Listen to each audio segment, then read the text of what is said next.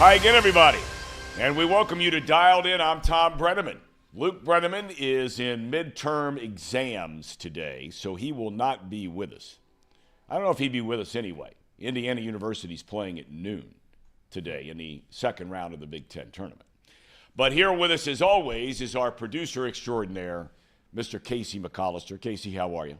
I'm doing good, Tom. I'm ready to go for this interview. I've been very excited. You told me like a couple days ago that it was going to happen, that you were working out the details, and I just knew that this was going to be the biggest interview that we've had on Chatterbox in a very long time. Well, I got to tell you, this will give a lot of you an idea of what kind of guy Terry Francona is, and he'll be joining the show here in just a little bit. He's got a few things he has to take care of in his office out there in Arizona, but I get a phone call from Larry Herms, the PR director of the Reds, last Wednesday. I'm just at home, hanging out, doing some stuff around the house, and he said, "Hey, are you still doing that podcast on Chatterbox?" And I said, "Yeah, why?" He said, "Well, would you like to have Terry Francona come on?" I said, "You got to be kidding. Of course we'd love to have him on." I said, "How in the world did that happen?" And he said, well, he remembered when you two were talking when I was out doing the Snoop Bowl out in Arizona, down in Tucson, and that's where Terry has lived since he went to college there. He lives there year-round in Tucson, Arizona. And he had remembered that I had told him about this podcast, just in passing. And so he was the one who thought of it. I didn't reach out to him. My dad didn't reach out to him. I'm just grateful that we're going to have him. So for a lot of you, maybe it's the first time you've even seen this show. It's called Dialed In with Thom Brennaman. We come your way every Thursday at high noon Eastern time, and then we post later in the day on the Believe Network. You can always find us on YouTube/Chatterbox Sports page. You can download us in podcast form anywhere, anytime. Just search Dialed In with Thom Brennaman, and you're dialed in. So Terry Francona coming up, we're hoping in about 10 minutes from now. But first, a few other things to get to. College basketball sits front and center, coast to coast, right? And what a disappointing end for UC. The Cats lose in the second round of the Big 12 tournament, 76-56 to Iowa State yesterday. UC starts the year ranked 14th in the country, and they will sit and watch the NCAA tournament from home. They're apparently headed to something called The Crown. I thought The Crown was some show on Netflix. I think it is. It might be. Have you ever seen it? No, but I hear it's a great show. Yeah, it should be. I don't know with UC entering into it if it's going to be worth a hoot, but okay. Well, anyway, this is a 16-team tournament made up of teams just like UC. It's out in Vegas, which is pretty cool, and it starts in a month. The winning team splits $300,000, so perhaps there's some incentive for guys to play who might be thinking about transferring. The caveat of the tournament is you have to have 7 scholarship players to play in the tournament. Will UC have that many? I don't know. Xavier, meanwhile, sits right on that proverbial bubble. The Muskies open Big East tournament play in Madison Square Garden tonight. Or later this afternoon, I think that is. That's a 2:30 game against Marquette. Are the Muskies in if they win? Are they out if they lose? I say yes and yes. Their whole season, in my humble opinion, comes down to this one game today. If they beat Marquette, I think they're in. If they lose to Marquette, I think there are other teams that are a lot like they are that have better wins. And one of the teams I point to is Ohio State. And people are like, come on, Ohio State, 17-14, whatever they are. The bottom line is they have like 7 or 8 quad one wins. And they've beaten teams like Michigan State, Purdue, UCLA. They have a lot of really good wins. Xavier's best wins are against Marquette, barely in the top 25. Creighton, I don't think it's in the top 25. And UConn has been kind of sitting right on that edge for a long time now. So I think this is it for the Muskies. Ohio State may have eliminated themselves yesterday with a loss to Iowa in the second round of the Big Ten tournament. Meanwhile, Miami of Ohio and the Ohio University open play in the MAC tournament tonight. Indiana, there's another team on the bubble. Some say they're already in. I don't know. But again, when you look at their resume, say it came down to Indiana and Xavier. And there are other teams involved in this. Vanderbilt, Texas. Now, Texas is a team, if they win tonight, you would be hard-pressed to put Xavier in ahead of Texas. It's the same thing with Indiana. If they beat Oregon today, they've already beaten Michigan State. They've already beaten Purdue. I mean, they got some big-time wins. Indiana does. I don't know. They fool me every single year. But I do think if Indiana wins the game today that starts in about 10 minutes, I think they're in for sure. Meanwhile, we know Kentucky's in. They will play in the SEC tournament tonight against Oklahoma. All right. While we're waiting on Terry Francona, the Bengals. I mean, are they even trying? I'm not going to get too wrapped up yet because we are a long way. Technically, free agency just started yesterday. Okay? We're a long way from everything being done and knowing who's on your roster. But let's face it, we've seen a lot of teams around the league already getting better. And what has this local franchise done? Not only haven't they gone out and made a big splash getting some areas of need? Yeah, they addressed a linebacker spot. They addressed a defensive line spot. But there's so many others, as we know.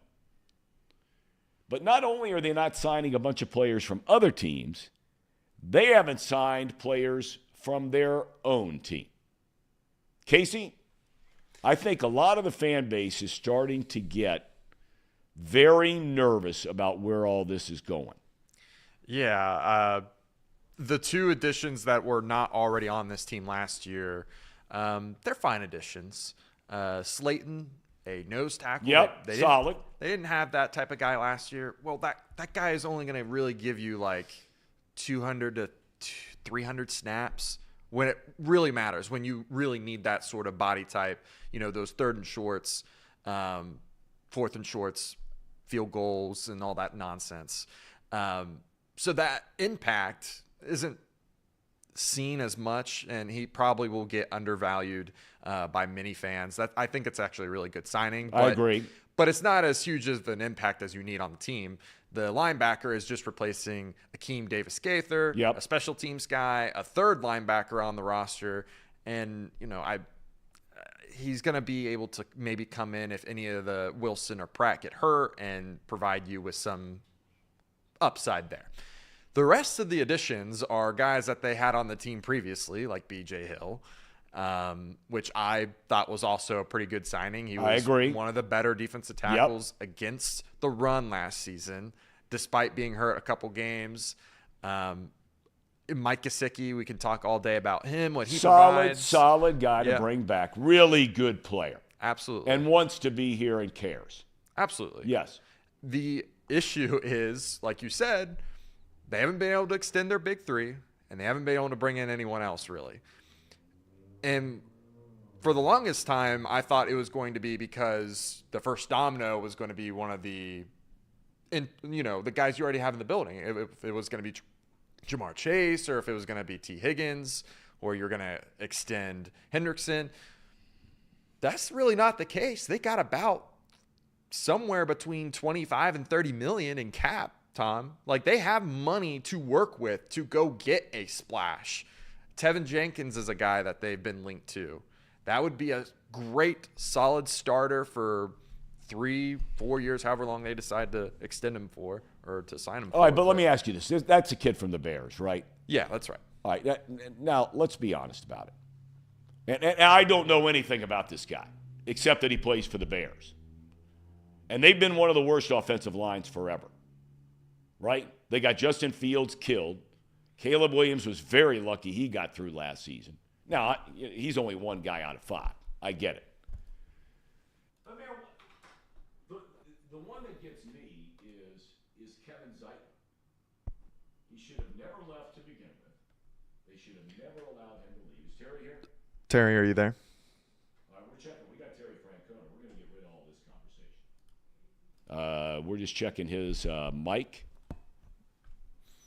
Yep, we're just testing the mic real quick. Testing him out real quick here. Yep. Okay. You can finish up, Thom. All right. Well, anyway, that was a guy that I would have brought back. Now, does he want to be here? It takes 2 to tango, and that's the other part of this whole thing, is that it takes 2 to tango. They got to want to be here, and you got to want them. You're going out over the air on the show, Casey, but that's okay. It doesn't matter. Is he ready to go? Yep, he's ready. All right, kind enough to join us. So much appreciated. The skipper of the Redlegs, how are you, young man? Are you counting the days to opening day?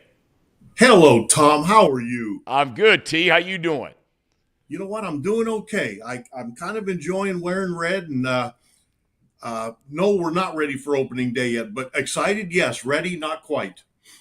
What is the state of the union, if you will, Terry, so far? When you say you're not ready, what's a couple of areas or area where you say, okay, we really need to get here? And maybe where's an area where you say, you know what, we're getting close there? Well, I mean, we've gotten our pitchers out to 4 innings for the most part. We're gonna certainly get them out to maybe 90, 95 pitches in the next 10 days, which is really helpful so you don't burn through your bullpen. I think the biggest thing is, because I'm new, there's going to be some things that are done differently than in the past. And we're just trying to make sure we're all on the same page. So we've spent more time than maybe I have in the past. I spent 11 years in Cleveland. We knew how we wanted to do things. We don't want our players to feel like they have to be pointed from point A to B to C. We want them to play naturally and free and fast, also intelligently. So we're spending a lot of times in the morning. We're doing a lot of drills, just making sure they understand how we want to play the game. I would imagine, Terry, a lot of that has to do with defense and base running, because those were areas of this team last year that, look, if they ran the bases a little bit better, if they defended a little bit better, not saying they'd have made the playoffs, but you correct me if I'm wrong on that. You're exactly right. Those are the 2 areas that we have spent a ton of time on. And again, I would say having a healthy Friedel and having McLean back, that helps your defense right away. So that helps. We've talked to everybody about making the routine play, having the ball end up where it's supposed to, talking to the outfielders where, hey, we do not need that ball rolling around the infield. It doesn't help anybody. Talking to our base runners, we are going to be ultra aggressive. We also spoke to them that we have to be ultra intelligent. One without the other doesn't really work as well as we needed to. You spent time with these guys individually during the offseason once you took the job. You've managed against this team the last number of years, outside of last season when you stepped away for a year. Has anything with any of these guys, either as people, as players, has anything surprised you about this group? Tom, I tried to do my homework as much as I could, so I wouldn't say surprised. I would say the word pleased. And like every morning we meet the players at 9 a.m. There's not been one morning where somebody's straggling in late. And I told them the first day, I said, this is not negotiable. And they've been great. They sit in their chairs. They're ready to listen. The veteran guys have brought in some suggestions and some ideas. It's been a really cooperative camp. And I appreciate that. We've asked a lot of these guys this spring. There's been days where our workout's over. We haven't even played the game yet. And I feel like we've had a good day because we accomplished what we wanted to. It's one thing for guys like me or from other people who look at the Reds and they look at the personnel and they think, okay, this is a strength, this is a weakness. From where you're sitting right now, where do you think your team's greatest strength could be? Well, you know what? I hope it's everywhere. That's, Yeah, you know, right. because I've learned, you know, and you know this as well as I do, over 162 games, if you have a deficit somewhere, it's going to show itself. So, you know, you try to be consistent in all areas. You know, I do think our ability to force the issue offensively is going to help our offense. I really believe that. And again, we don't want to just freelance. And so I've kind of walked a fine line this spring because I don't want guys looking over their shoulder. But also, you know, I try to explain to them, like, when we steal a base, it's not because it's in your repertoire or it's in your bag. It's got to be to help us win the game. Yeah. And everything's got a purpose, and that purpose is us for to win the game. All right, Elly De La Cruz. Clearly, young man's been blessed with unbelievable talent, and to his credit, he has worked very hard to not waste that, because we've seen that from players across the board, people in life in general. For you, what's his next big step? Because, you know, you were there when Jose Ramirez came up as a very young player, talented player in Cleveland. Where do you see Elly's next big move? Well, I think you see this with a lot of, when I say players, I mean good young players, not just all players, but when they get that 800, 1,000 at bats, you start to see them. The game slows down for them. Elly sees the field really well, and I think what happened when he was in the minor leagues is he could outrun sometimes some mistakes. Then you get to the big league level, he still can do it, but not all the time. We just want to take that speed and make it advantageous and not just a flip of the coin. So again, it's a little bit of a, you know, it's a slippery slope when you're talking to him, because we never want to take his aggressiveness away, but we want to be as intelligent as we can. I mean, we get 27 outs. We want to respect those outs. Is he a challenge in regard to where you're going to hit him in the lineup because of being so multi-dimensional and things he's capable of doing? Or you see him in a spot and you're like, that's where he belongs? He's going to hit third. He wants to hit third. I like that. I like the idea of McLean hitting in front of him. I've really liked the idea of Hayes hitting behind him. You know, we signed Austin Hayes to kind of make good. Feels like he has a lot to prove. I think he's going to prove. I think he's going to be really good. So that helps there too, because you got to protect Elly. You know, you brought up Jose Ramirez.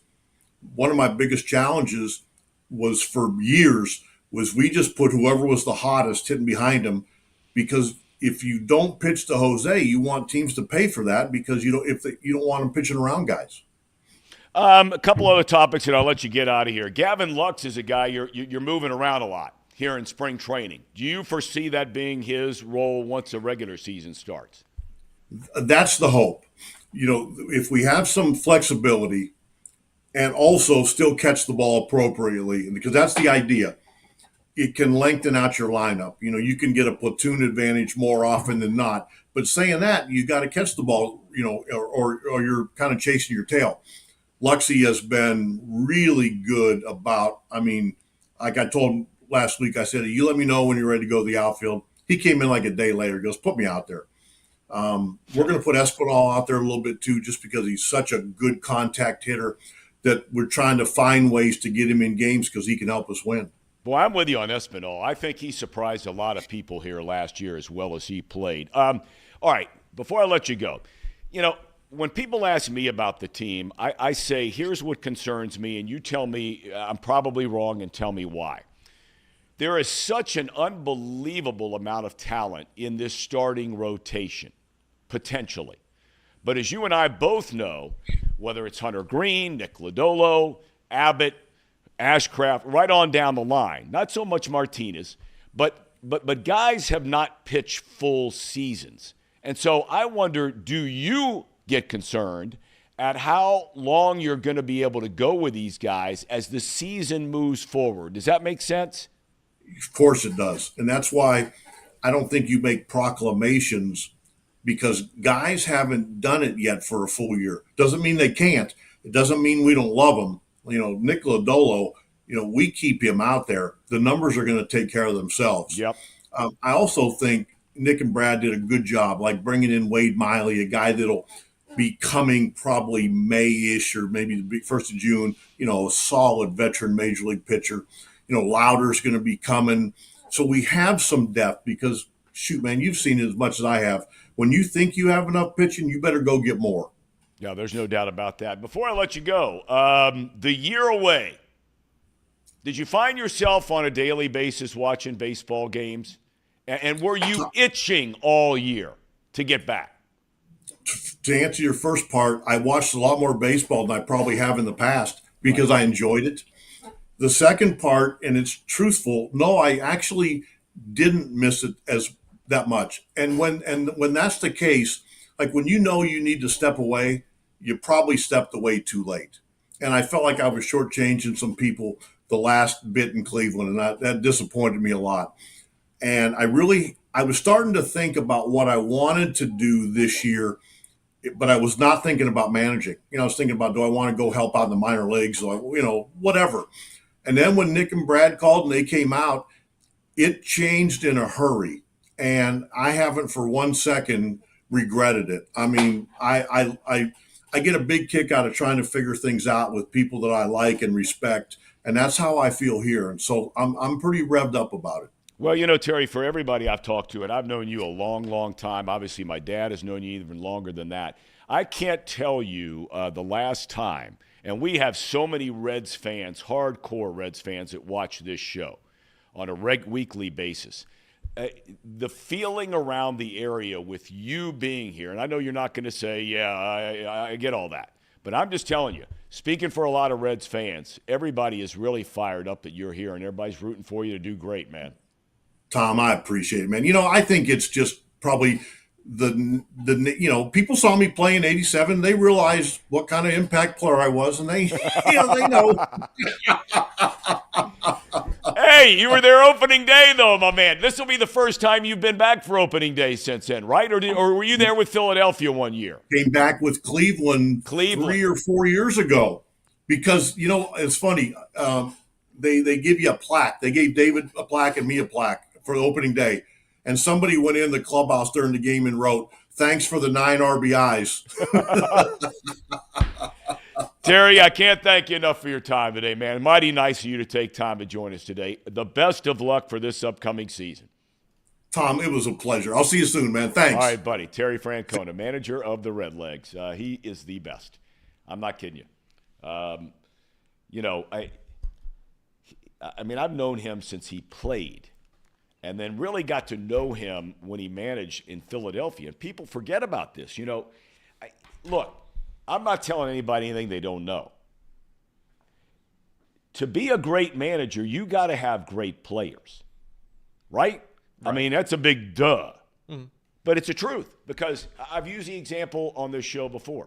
Joe Torre, who's in the Hall of Fame as a manager, when he managed the Atlanta Braves, fired. Cardinals, fired. Then all of a sudden, he's a broadcaster out with the Angels, and George Steinbrenner hires him to be the manager. And I mean, the New York headlines on the papers, and they have the best headlines in the world, they were killing that decision of Torre. Well, now all of a sudden, Torre's regarded as one of the best managers of all time. Yeah, because he was probably a good manager before he got there, but now he had good players. Francona had bad teams in Philly, gets fired, goes to Boston, good players, really good players, but he was a good manager, and they win. He goes to Cleveland where they don't have nearly as many good players, and in my opinion, even though he won his World Series in Boston, I think most people felt like he did his best managing in Cleveland because they're one of the lowest payroll teams in all of baseball every single year. The development done in that organization is incredible. And I think that's where the Reds they've got to get better. It's one thing to draft. They went through a few years there, they didn't draft well. Recently, they've drafted well.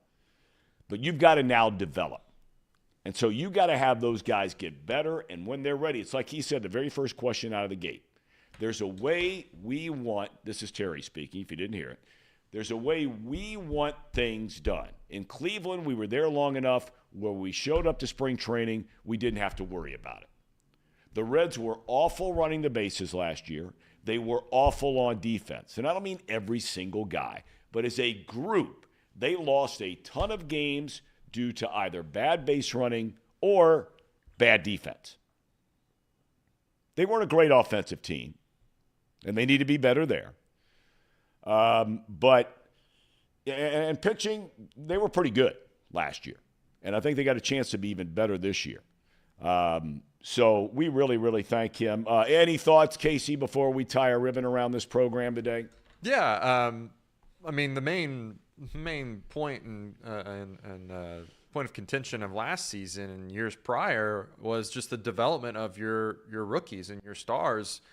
We didn't see a whole lot of development from those guys taking steps forward, like what you would have wanted to see from a David Bell-led team. And now with Francona, with his history, I have no doubt, and his personality too, I have no doubt that he's going to get the best out of what he has to work with this Reds team. And I think that's what is so refreshing, I think, because I don't know if you really got that with David Bell. I don't feel like you got that sort of vibe that he was getting the best out of his players consistently too. I think Terry will hold them to that standard and get the consistency and that next step forward that we're looking for.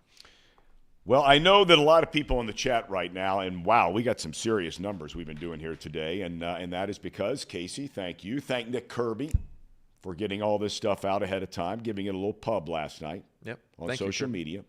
By the way, Randy Gillespie, thank you for the beautiful message you put out there today. I can't thank you enough. And for all of you for staying with the program. We're still coming your way. We'll be back next Thursday. We're not going anywhere. We are 2 weeks away exactly from opening day. That's right. 2 weeks to the day, the 27th at Great American Ballpark. The Giants are going to be in town.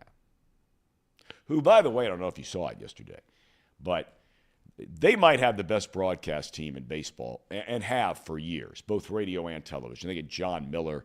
They got Mike Krukow, Dwayne Kuiper, Dave Fleming. I mean, they have got quite a crew out there. And apparently yesterday, when they were giving scores to other games, they are not calling the A's the Sacramento A's. They are always going to continue to call them the Oakland A's. So what happens when they go to Vegas? I don't know. Keep calling them the Oakland A's, I guess. All right. Well, want to thank everybody for being with us. I mean, so many of you. Great to have you with us. Even Jolly tuned in from California. How about that? So thanks to all of you. Casey, thanks so much for getting all this put together today. Your hard work is always appreciated. Yeah, no problem, Tom. This time also next week when we come back your way, we will be the first day of the NCAA basketball tournament. All right, I'm going to give you a buy or sell right now. Right? You ready? Before we say goodbye. I was going to say before that, we're going to be at Champions the first day of the tournament. Well, we did that a couple years ago. Yeah, we're gonna be at a bar before it opens. Yeah. And we're gonna do our show there, and then we're gonna live react to the first two games of the tournament, like the scheduled games, like the 1 p.m. and the 3 p.m. or whatever it is. But that's the plan as of right now. That was one of the funniest moments I've ever been a part of. You know what I'm talking about. Yeah, the Golden Girls. The Golden Girls sitting behind us, and we did that live show that day last year. Oh, my God. Maybe you can swing by. You people are brutal. All right, we're going to be out of town. We're taking Luke. He had these big, grand plans, like a lot of college kids do, of going on one of those Miami spring break, Fort Lauderdale deals, right? Yeah. Like I've been on a number of those myself back in the day. Daytona, Lauderdale. God, what memories. But the whole thing blew up. Oh, no. So my wife, Polly, and I are going to take Luke just on a little spring break just for about 5 days. So. But we'll still do the show next week. Okay. All right. Casey, thank you. Yep. Thanks to all of you. We'll look forward. Have a great weekend. Be careful. God bless, and we'll see you here on Dialed In next Thursday at high noon Eastern.